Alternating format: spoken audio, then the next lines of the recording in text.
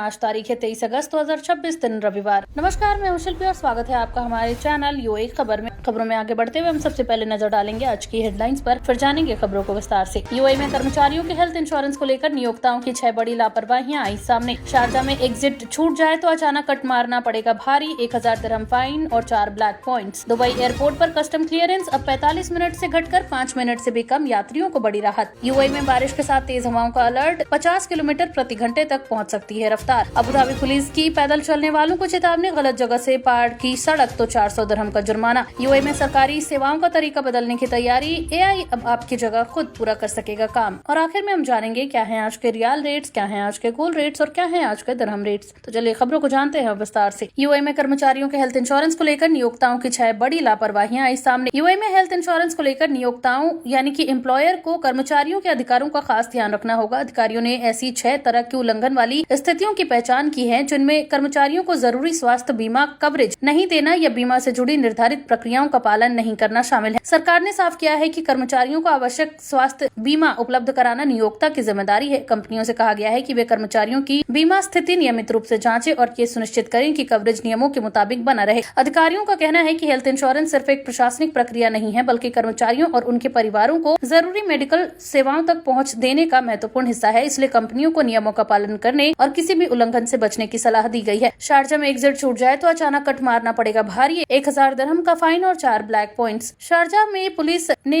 ड्राइवरों को चेतावनी दी है कि अगर रास्ते में आपका एग्जिट छूट जाए तो अचानक लेन बदलकर या तेज कट मारकर वापस जाने की कोशिश न करें। पुलिस ने कहा है कि ऐसी जल्दबाजी सड़क पर गंभीर हादसे का कारण बन सकती है। पुलिस ने सलाह दी है कि एग्जिट मिस हो जाए तो घबराने के बजाय अपनी लेन में चलते रहें और अगले एग्जिट से सुरक्षित तरीके से रास्ता बदले। पुलिस ने एक वीडियो के जरिए भी दिखाया कि अचानक एग्जिट की तरफ मुड़ने की कोशिश में वाहन सड़क के किनारे कर्ब से टकराकर दुर्घटनाग्रस्त हो सकता है। यूएई ट्रैफिक नियमों के मुताबिक अचानक खतरनाक तरीके से वाहन मोड़ने या स्वर्व करने पर 1000 दिरहम का जुर्माना और ड्राइविंग लाइसेंस पर 4 ब्लैक पॉइंट्स लगाए जा सकते हैं। यानी कुछ मिनट बचाने की कोशिश आपकी जेब और ड्राइविंग दोनों पर भारी पड़ सकती है। दुबई एयरपोर्ट पर कस्टम क्लियरेंस अब 45 मिनट से घटकर 5 मिनट से भी कम, यात्रियों को बड़ी राहत। दुबई एयरपोर्ट पर गर्मियों की छुट्टियों के बाद लौटने वाले यात्रियों की बढ़ती संख्या को देखते हुए दुबई कस्टम्स ने अपनी व्यवस्था को और तेज कर दिया है। नई डिजिटल सुविधाओं और स्मार्ट स्क्रीनिंग सिस्टम की मदद से कस्टम्स की प्रक्रिया को काफी कम समय में पूरा किया जा रहा है। सबसे खास सुविधा है आई डिक्लेयर, जिसके जरिए यात्री एयरपोर्ट पहुंचने से पहले ही अपने निजी सामान और साथ लाए गए गिफ्ट्स की घोषणा यानी डिक्लेरेशन कर सकते हैं। इससे रेड चैनल पर होने वाली कस्टम्स प्रक्रिया का समय करीब 45 मिनट से घटकर 5 मिनट से भी कम रह सकता है। दुबई कस्टम्स ने एयरपोर्ट पर 24 घंटे टीमें तैनात की हैं और बैगेज स्क्रीनिंग के लिए 77 मशीनों का इस्तेमाल किया जा रहा है। इसका मकसद यात्रियों को तेजी से बाहर निकालना है, लेकिन साथ ही सुरक्षा और कस्टम्स जांच के मानकों को भी बनाए रखना है। भारी बारिश के बाद अबू धाबी के पार्क और बीच फिर खुले, लेकिन सुरक्षा नियमों का रखना होगा खास ध्यान। यूएई में भारी बारिश और खराब मौसम के बाद अबू धाबी के पार्क, मनोरंजन स्थल और संबंधित बीच दोबारा लोगों के लिए खोल दिए गए हैं। मौसम में सुधार के बाद अब इन जगहों पर गतिविधियां फिर से शुरू कर दी गई हैं। हालांकि अधिकारियों ने लोगों से सुरक्षा को सबसे ज्यादा प्राथमिकता देने की अपील की है। खासतौर पर तैराकी के लिए सिर्फ निर्धारित और आधिकारिक बीच का इस्तेमाल करने को कहा गया है। वहीं कॉर्निश बीच और अल्बातिन पब्लिक बीच जैसे डेजिग्नेटेड बीचेस पर ही तैरने की सलाह दी गई है। मौसम अभी पूरी तरह सामान्य नहीं हुआ है और आने वाले दिनों में यूएई के कुछ हिस्सों में फिर से बारिश की संभावना बनी हुई है। ऐसे में अबू धाबी पुलिस ने वाहन चालकों को भी सावधानी बरतने, सुरक्षित दूरी बनाए रखने और बारिश के दौरान पानी जमा होने वाले इलाकों और वादियों से दूर रहने की सलाह दी है। यानी पार्क और बीच खुल तो गए हैं, लेकिन मौसम को देखते हुए बाहर निकलते समय सावधानी बरतना बेहद जरूरी है। यूएई में आज बारिश के साथ तेज हवाओं का अलर्ट, 50 किलोमीटर प्रति घंटे तक पहुँच सकती है रफ्तार। यूएई में आज मौसम फिर से करवट लेने वाला है। राष्ट्रीय मौसम केंद्र के मुताबिक देश के कुछ हिस्सों में बारिश के साथ तेज हवाएं चल सकती हैं और हवा की रफ्तार 50 किलोमीटर प्रति घंटे तक पहुंचने की संभावना है। दोपहर के समय पूर्वी, दक्षिणी और पश्चिमी इलाकों में बादल बनने के साथ बारिश हो सकती है। वहीं तेज हवाओं के कारण कुछ जगहों पर धूल और रेत उड़ने से विजिबिलिटी भी कम हो सकती है। मौसम विभाग के अनुसार आंतरिक इलाकों में तापमान 48 डिग्री सेल्सियस तक पहुंच सकता है, जबकि तटीय क्षेत्रों में अधिकतम तापमान 43 डिग्री और पहाड़ी इलाकों में 37 डिग्री तक रहने का अनुमान है। आने वाले दिनों में भी बारिश की संभावना बनी हुई है। वहीं रविवार के अलावा मंगलवार और बुधवार को भी कुछ इलाकों में बारिश हो सकती है। ऐसे में वाहन चालकों को तेज हवाओं और कम विजिबिलिटी के दौरान खास सावधानी बरतने की सलाह दी गई है। अबू धाबी पुलिस की पैदल चलने वालों को चेतावनी, गलत जगह से